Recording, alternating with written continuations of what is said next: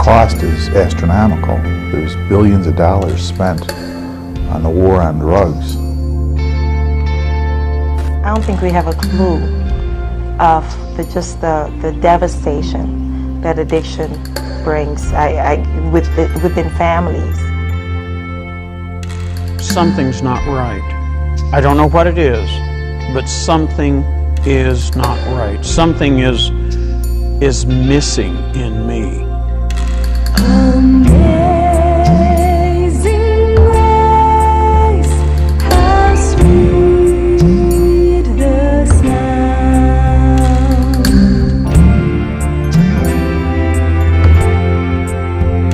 I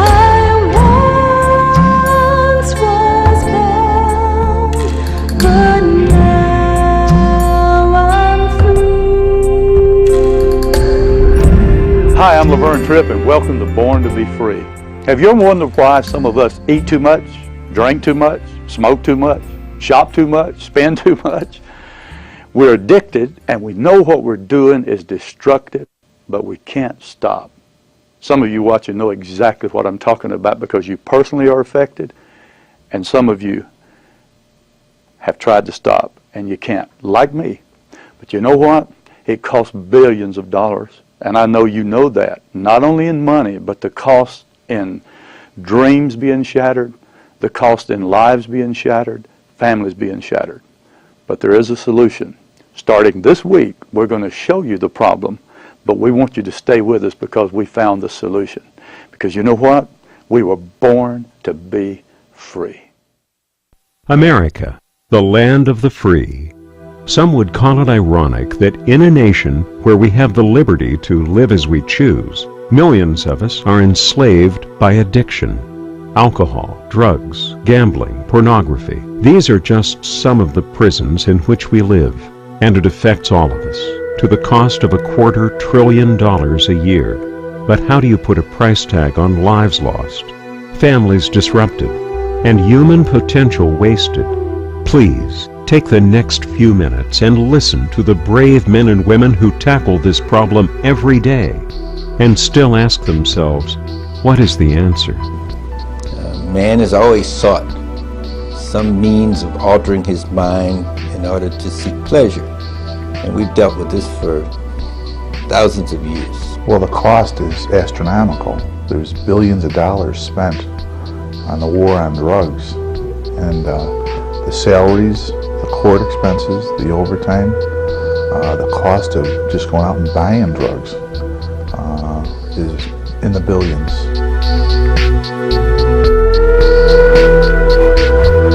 The cost to our society for drug abuse exceeds $150 billion, and it includes social costs, social welfare costs, costs for treatment, criminal system costs, criminal justice costs, as well as health care costs and loss to workplace productivity.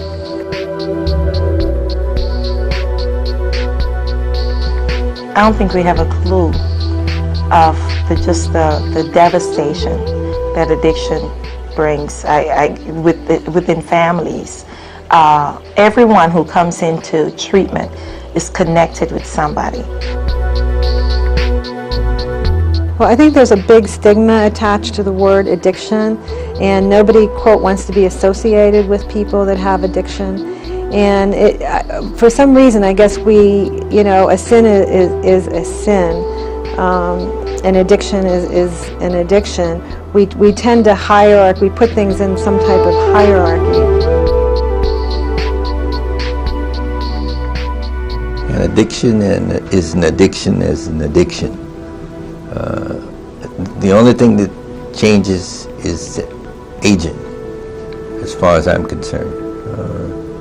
Because the basic principles of management are exactly the same for chemicals as they are for gambling or for sex or whatever. You could be addicted to television. You could be addicted to the internet, which is a big one. Caffeine addiction, I think I have that one. I've been going to Starbucks a lot. I think we've only scratched the surface in really bringing people to an awareness of their lives and of what's controlling them.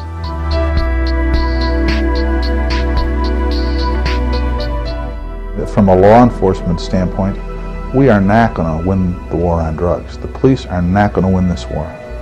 And we can't put every narcotics addict in jail. We treat them, yes. We treat them and we treat them and we treat them and we continue to treat them.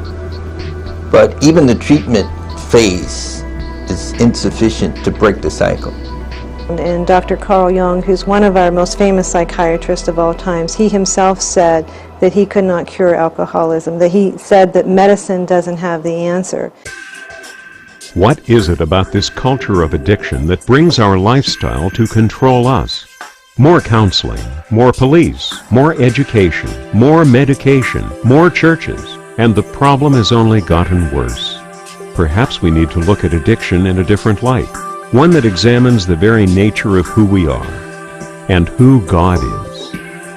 For whatever reason, people, because of their lifestyle, develop some areas that they're very uncomfortable with. And in an attempt to relieve it, they look for outlets.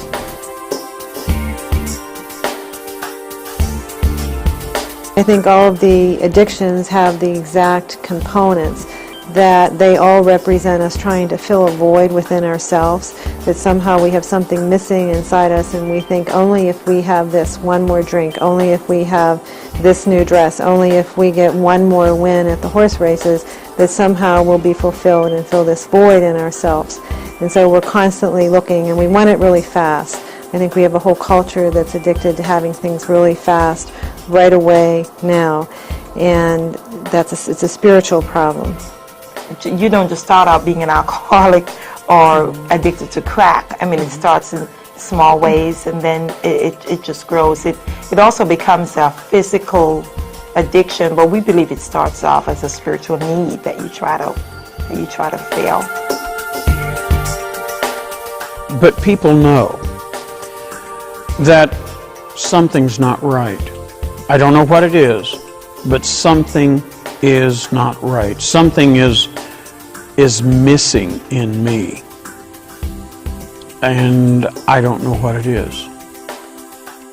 Ultimately, our approach to human problems has to address the spiritual need of the woman or the man who has the problem. Ultimately, we are created for intimacy with God. And if that intimacy isn't intact, we can't hope to fully resolve the human problems that come about as a result of the lack of that intimacy. So ultimately, while we can see addiction to alcohol, drugs, pornography, or gambling as being problems in their own right, the root of those problems lies in the individual's inability to relate properly, first to God, then to others, and then to himself. And that means ultimately this has to be addressed as a spiritual problem. Could it be that simple? Is it possible that God alone has the power to set us free? Before you answer, give us a few weeks to tell you the incredible stories of former addicts and the principles that have brought them true freedom. In fact, these principles have worked since the beginning of time. In 1938, Alcoholics Anonymous drafted its legendary 12 Steps for Recovery. Although difficult to calculate, many researchers believe the success rate of those early AA groups could have been as high as 75%. This is at least triple the recovery rate for today's secular treatment programs. Where did these 12 steps come from? Could the principles behind the steps be partly responsible for AA's early success rates? More importantly, what can these principles teach us in treating the problem of addiction in our culture today? Dick B. is a recovered alcoholic and a leading historian on the spiritual roots of Alcoholics Anonymous. In keeping with AA's famous tradition of anonymity, Dick asked to keep his identity hidden. If you want to change your life, if you want to help change somebody else, you never drink again. That's it.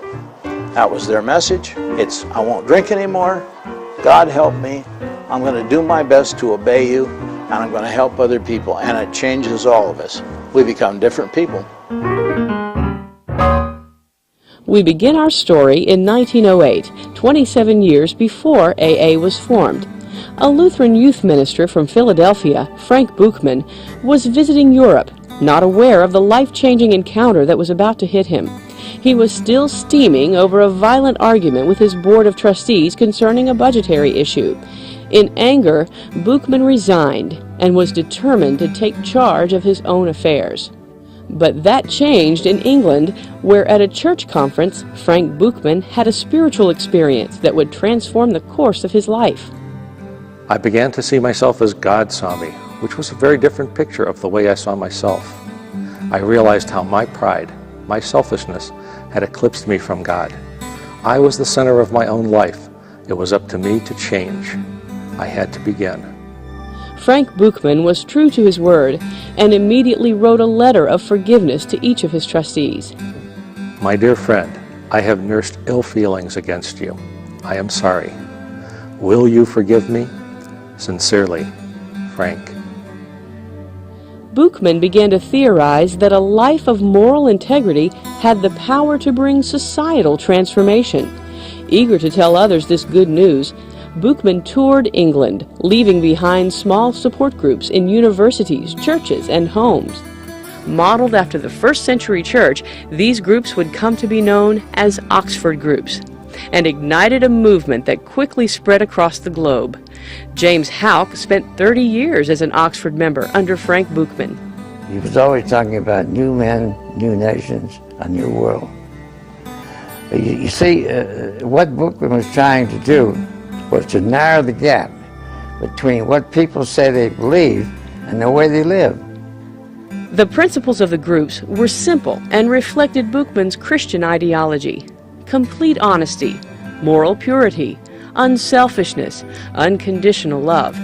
You had to make a decision to entrust your life to God's care and to stop focusing on the big I, the self. And then they were to say, where have I fallen short and who have I harmed?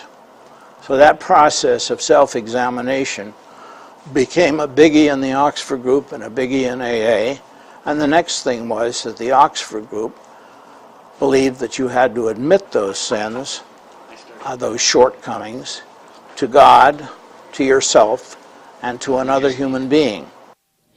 It wasn't long before the movement spread to the United States and found itself headquartered at Reverend Sam Shoemaker's church in New York City. Frank Buchman, fast becoming a celebrity, traveled extensively, preaching on the virtues of what was known as Buchmanism. In 1933, Buchman brought his message to the industrial city of Akron, Ohio. After the Oxford group team left Akron, a lot of the people who were impressed by it, including my mother and my grandmother, tried to continue to meet periodically and share their experiences with each other and to really help each other carry out the Oxford group meaning of life. Some of Akron's finest citizens attended the meetings, including members of the Firestone family, Goodyear tire mogul F.A. Seiberling's daughter-in-law Henrietta, and a beloved Akron doctor, Bob Smith.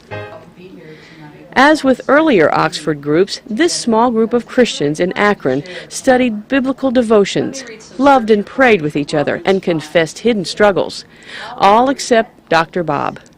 Although it was quietly known that Bob Smith was an alcoholic, he kept his struggles private from the group until the spring of 1935. Then, in true Oxford group fashion, Bob opened up, surrendering his problem to God, and, with the group's help, prayed to stop his addiction. Their prayer would be answered in a remarkable way. And that's the point at which my mother got a telephone call one day from a man who said, my name is Bill Wilson, I'm a drunk from New York, and I need help. On the other side of town, in the Mayflower Hotel, another alcoholic was making a similar plea for help. A Wall Street stockbroker and supposed hopeless drunk, Bill Wilson attended Sam Shoemaker's Oxford group in New York. Through Reverend Shoemaker's influence, Bill Wilson discovered a life without alcohol through the principles of repentance, forgiveness, and helping other drunks. But now, on a business trip to Akron and away from the dozens of drunks he was trying to cure, Bill Wilson had the sudden urge to have a drink. Instead of going into the hotel bar, Wilson scanned a nearby church directory, hoping to be directed to an alcoholic in need, his only hope of staying sober. Randomly picking a name, he called the Reverend Walter Tunks. And somehow, from Tunks, Bill got in touch with Henrietta Seiberling. His feeling was, if I don't work with a drunk, I'll drink. And so Henrietta grasped that, and she said, I've got a pip for you, Dr. Bob. Henrietta Seiberling immediately scheduled a meeting between Bill Wilson and Dr. Bob Smith at her Gate Lodge home, hoping the two could help each other.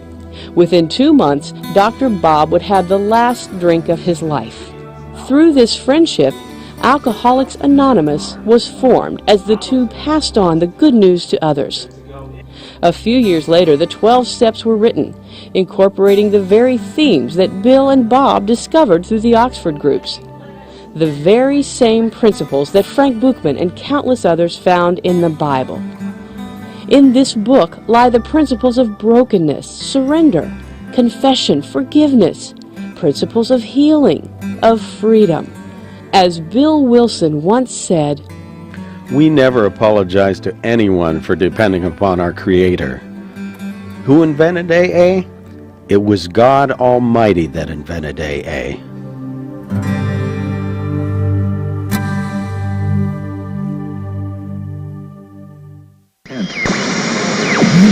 It's the stains and pains that brought me this gain of a clean way of living in serenity. It's believing in a power that was greater than me, that could set me free from the stains and pain. I never wanted to do anything but sing. That's all I ever wanted to do. Sang my first song publicly when I was 2.5 years old, and I've been singing ever since. My first drink was 16 years old. It wasn't long after that first drink that I got drunk my first time. And I hugged the commode, throwing up, you know. I felt like my bones were coming out of my mouth, my chest.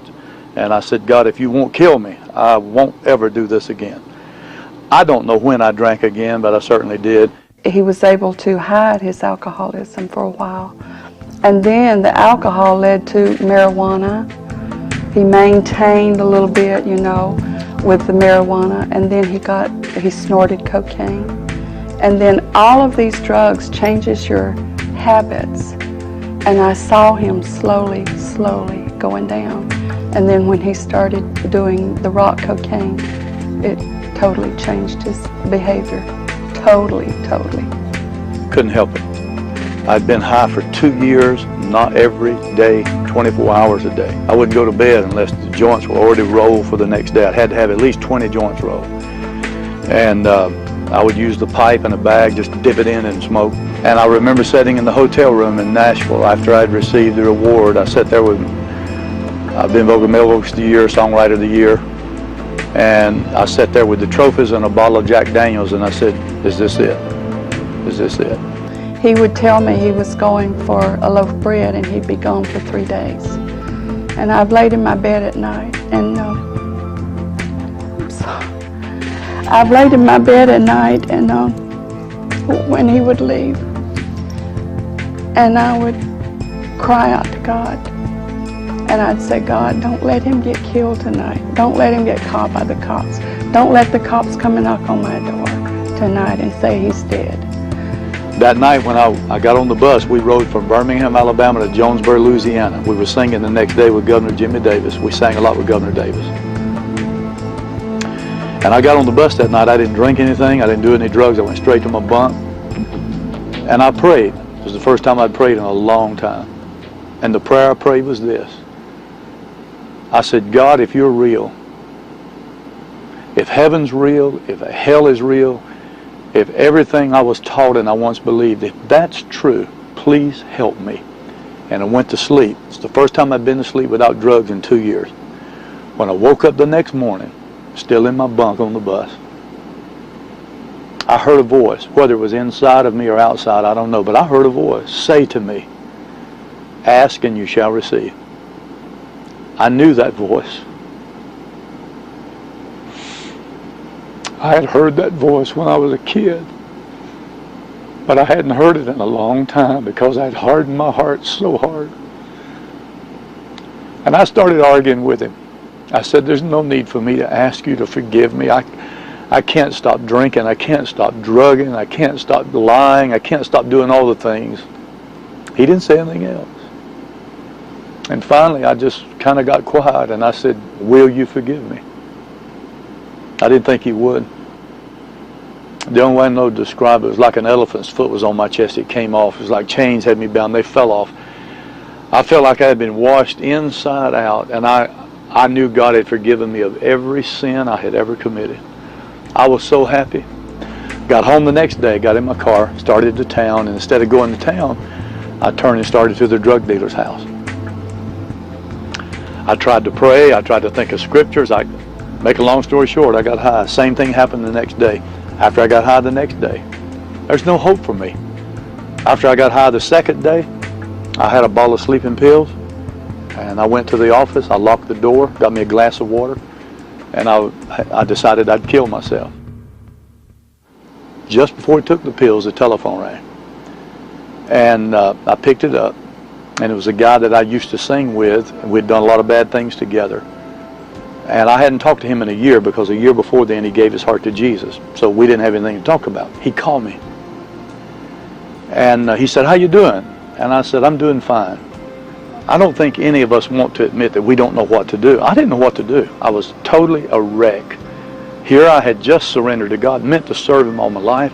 Now I've already gotten high. Now I'm fixing to kill myself. And somebody calls and says, how you doing? And I say, I'm fine.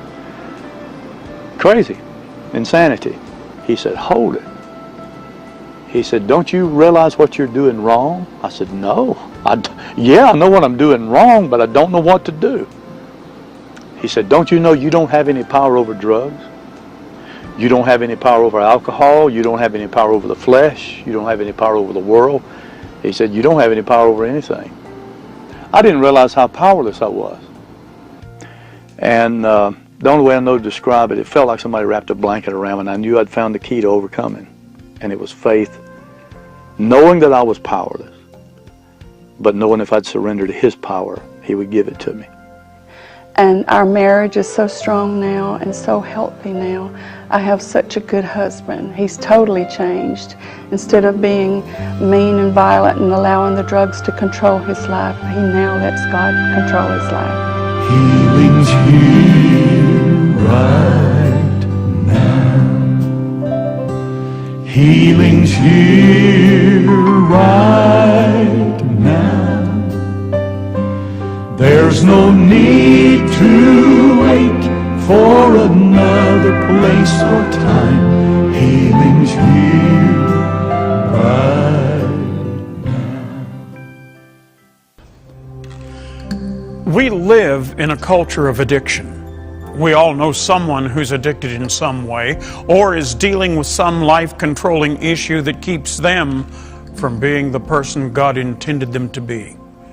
Whether it's a hardcore addiction like drugs or pornography, or simply a personality flaw like arrogance or stubbornness, these addictions come at a great cost, not only to those with the problem, but also to the ones they love. Over the next 12 weeks, we will present solid foundational principles that can help those struggling to overcome any addiction. We'll discuss these principles with our panel of recovering addicts from several different walks of life. We'll also bring you many incredible stories of people who have discovered the secret to overcoming their life-controlling issues. Whether struggling with drugs, alcohol, cigarettes, pornography, gambling, shopping, overeating, dieting, or some other compulsion, they all found hope in the midst of their pain. Even in my addiction, I can remember when I hit bottom, I would pray and thank God that I was broke, that I had no money, because that was the only way that I wouldn't use. While this series alone isn't the answer to overcoming addictions, it can bring awareness to the issues controlling your life and point you in the right direction to find help. Throughout every program, we'll provide information that will connect you to a nearby organization where you can continue your road to recovery and build relationships with people who care for you and can bring you hope. So won't you join us on this journey as we show you how to discover, contemplate, and break the chains of your addiction. Remember, you were born to be free. Well, I hope you have been given some hope, because that's what we need. If we lose our hope, we've lost everything. Let new hope arise in you. You've watched my story. And let's believe together and agree together right now that for the next 13 weeks, we're going to grow. The one that created us has a plan for us. And that plan is, we were born to be free. Have you been inspired to start your journey to recovery? Please call our toll-free number, 888-665-4483, and our prayer partners can help you find a group in your area. Or you can visit our website at www.ctvn.org and click on the Born to Be Free link. There you can search our online database of recovery groups near you. When you call or visit our website, request your free copy of the self-help booklet, Your Dynamic Journey to Freedom. In it, you'll find an outline of the recovery process featured in this series. So take that first step on your journey to freedom by contacting us, finding a local recovery group, and getting your free copy of this inspiring booklet. Call now, because you were born to be free. When I was a kid, I thought that if I could control things, that I'd be safe. But then when the addiction came, I wouldn't admit it, that I had lost control. Of course, if we didn't lose control, we wouldn't be addicted. So I was just pretty much a social drinker, and it was accepted in the circles that I ran in. So I pretty much had control, I thought.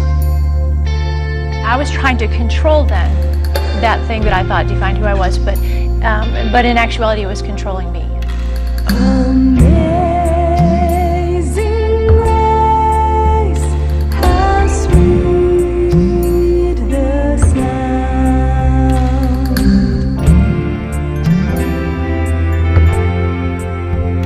I once was bound, but now I'm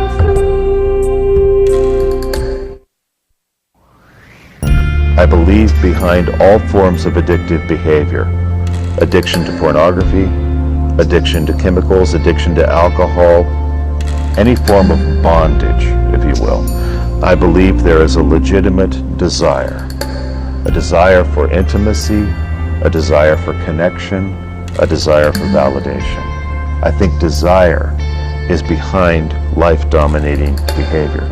And the desire will not leave just because the person has repented of that behavior. Well, I believe that the materialism that we have in our culture really can't, as I said earlier, fill that void inside ourselves, that we need something with much more meaning, which only God can fill.